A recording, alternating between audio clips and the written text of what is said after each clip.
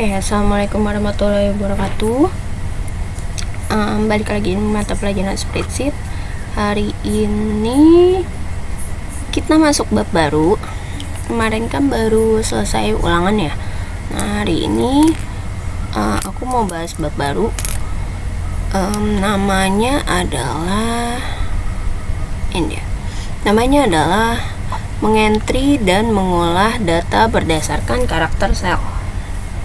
Oke, kita mulai dulu dari, aku langsung ke Excelnya aja ya, nanti kalian tinggal catat. Oke, kita mulai dulu dari sel. Apa itu sel? Ini sel. Ini yang kotak-kotak ini namanya sel, teman-teman. Yang kotak-kotak itu namanya sel. Nah, ini yang aku blok itu namanya adalah kolom ya. Ini aku blok ini yang ada A, ada B, C, D, E, F dan seterusnya. Itu namanya kolom. Ya. Kolom di Microsoft Excel itu jumlahnya ada sekitar 16.384 kolom. Ya. Jadi lumayan banyak. Nah, oke, selanjutnya ini nomor 1, 2 yang aku blok ya, 3, 4 dan seterusnya, itu dia namanya adalah baris ya. Baris di dalam Microsoft Excel itu ada sekitar 1.048.576 ya, jadi lumayan banyak. Nah, kalau yang kotak ini namanya adalah sel. Apa itu sel? Sel itu adalah pertemuan antara kolom dengan baris ya. Nah, ini dinamakan sel. Lalu ada juga yang dinamakan range. Apa itu range? Range itu adalah gabungan dari beberapa sel. Contoh, aku mau menggabungkan sel A dengan sel B. Nah, maka ketika aku menggabungkan sel A dengan sel B, ini namanya adalah range. Lalu ketika aku mau menggabungkan baris 1 dengan baris 2, juga ini namanya range gitu ya. Lalu kalau aku mau menggabungkan kolom A ke E, terus aku mau menggabungkan baris 1 ke 5 seperti ini juga namanya adalah range gitu ya. Oke.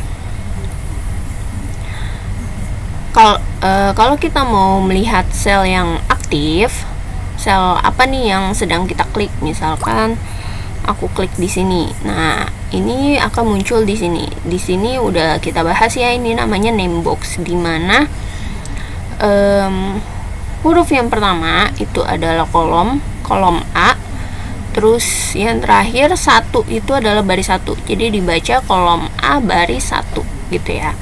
Lalu kalau klik di sini maka akan berubah name box-nya jadi kolom B baris 3 gitu. Itu untuk pengantar ya, pengantar kita hari ini. Lalu yang akan aku bahas selanjutnya adalah keyboard atau perintah-perintah apa aja sih yang bisa kalian lakukan di Microsoft Excel ya. Perintah-perintah apa saja yang bisa kalian lakukan di Microsoft Excel. Di sini aku punya keyboard. Kalau kalian mau nyari keyboard virtual seperti ini, bisa kalian search di sini. Lalu kalian ketik keyboard. Nah, nanti dia akan muncul on screen keyboard, lalu bisa kalian klik. Nah, dia akan muncul. Oke ya. Nah, jadi perintah-perintah apa aja sih yang bisa dilakukan keyboard untuk Microsoft Excel? Nah, perintah yang pertama itu adalah tombol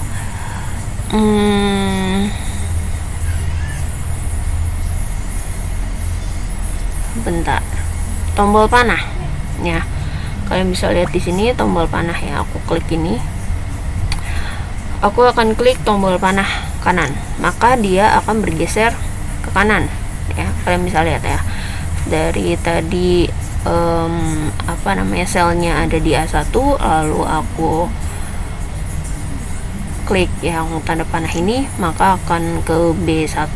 Lalu ketika aku klik yang tanda panah kanan ini, maka akan bergeser lagi ke kanan ke C1 gitu. Nah, ketika aku klik yang kiri, maka dia akan bergeser ke kiri seperti ini. Dari C1 dia akan ke B1. Lalu dari B1 dia akan ke A1 gitu. Lalu kalau yang bawah berarti dia akan bergeser ke bawah. Dari A1 itu akan ke A2, akan ke A3 dan seterusnya. Lalu kalau aku klik yang atas, tanda panah atas, itu dia akan menjadi ke atas ya, dari A3 ke A2 lalu ke A1 gitu. Jadi apa fungsi keempat tombol ini? Fungsinya adalah untuk memindahkan sel dari sel yang aktif ke kanan, ke kiri, ke atas, atau ke bawah. Itu fungsinya. Kalian bisa catat ya fungsinya. Nanti ini keyboardnya bisa kalian gambar sendiri. Oke, lanjut untuk tombol enter. Ya, untuk tombol enter, aku bisa klik enter di sini. Nah, enter itu juga fungsinya hampir sama dengan tombol panah bawah ya. Tombol enter juga fungsinya adalah untuk pindah satu sel ke bawah. Jadi kalian bisa lihat dia pindah dari A1 ke A2, lalu pindah lagi A2 ke A3 dan seterusnya gitu ya. Itu untuk fungsi tombol enter. Lalu selanjutnya fungsi untuk tombol home. Nih, tombol home yang ini. Nah, misalkan aku klik sel A7 ya, di sini aku klik sel A7 di sini, lalu aku klik tombol home. Klik tombol home.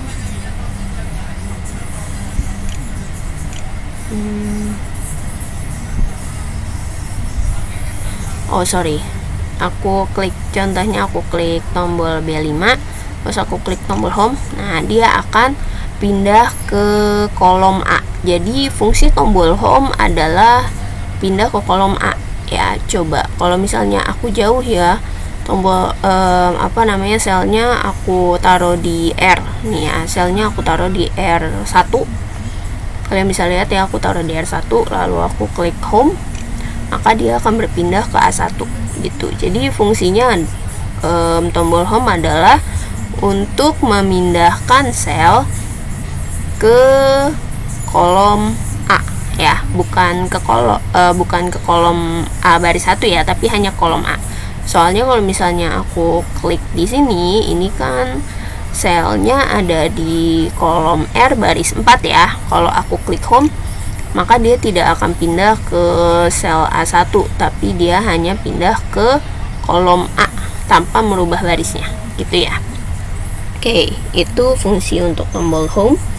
Lalu selanjutnya fungsi untuk tombol control plus home ya. Selanjutnya aku akan kasih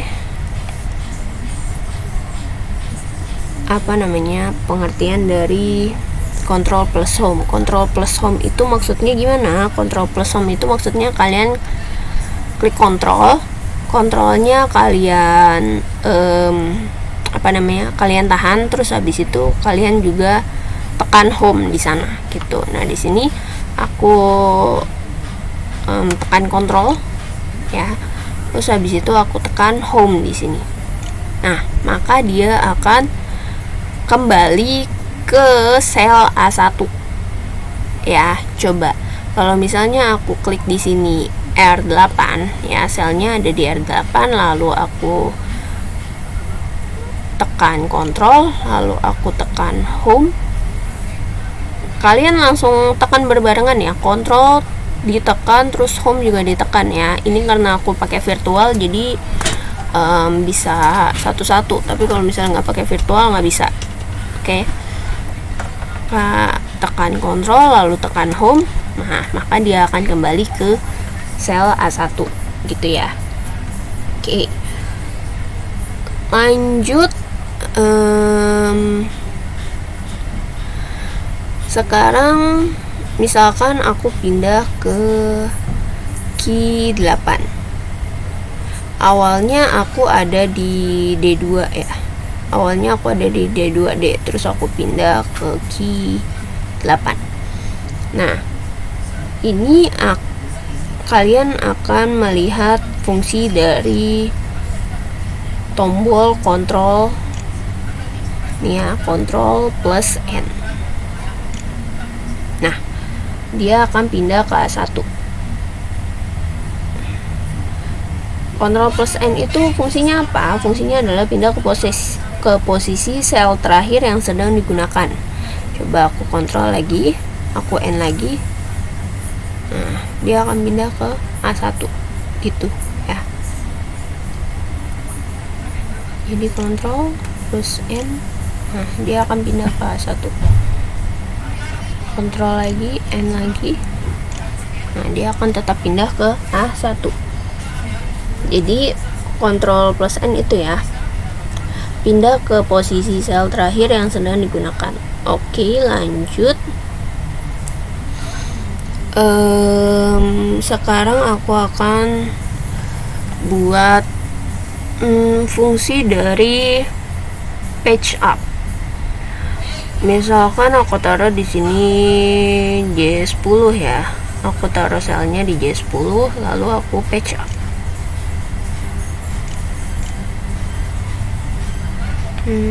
Tunggu, kok dia nggak berubah ya? Bentar ya. Seharusnya dia berubah. Sebentar.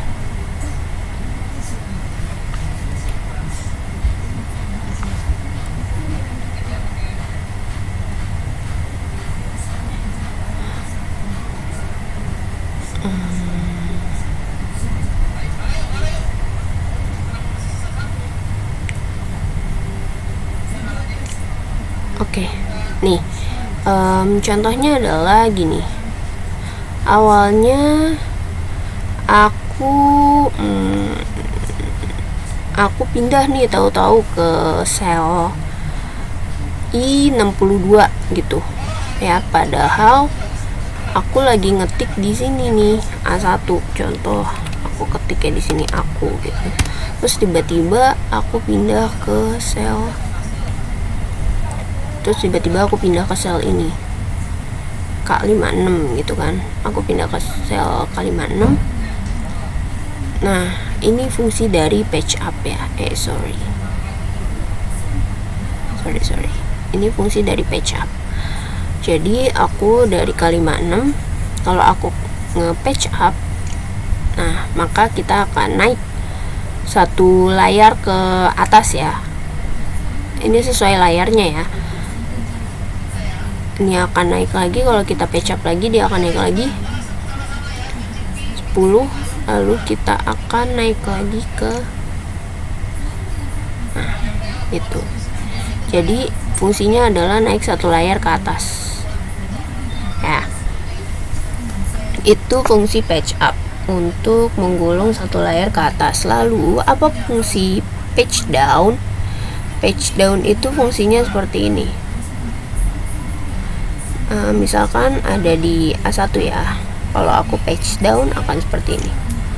Nah, ke sel 24, lalu patch down lagi ke sel 47, jadi dia menggulung satu layar ke bawah gitu ya, menggulung satu layar ke bawah. Itu fungsi dari patch up. Nah, kalian bisa lihat patch up dan patch down, menggulung satu layar ke bawah ya. Oke, itu patch up dan patch down. Lalu sekarang aku akan mencoba yang lain. Misalkan ini kan R ya. Misalkan aku jauh, aku ada di sel DC, DC1. Nah, ini kan kamu jauh banget di kanan, ya kan? Gimana caranya bisa balik ke kiri? Caranya adalah kamu tekan Alt, lalu kamu tekan patch up. ya, auto lalu page up. Nah, nanti dia akan bergerak satu layar ke kiri ya. Kita auto lagi, terus page up, dia akan bergerak satu layar ke kiri. Auto page up, auto page up, auto page up. Nah, auto page up gitu ya. Jadi dia akan bergerak satu layar ke kiri. Itu fungsi dari auto plus page up. Lalu terakhir ada fungsi dari auto plus page down. Auto plus page down ya. Aku coba klik di sini, lalu aku klik auto plus page down. Nanti dia akan bergeser ke kanan gitu ya, jadi menggulung satu layar ke kanan. Oke.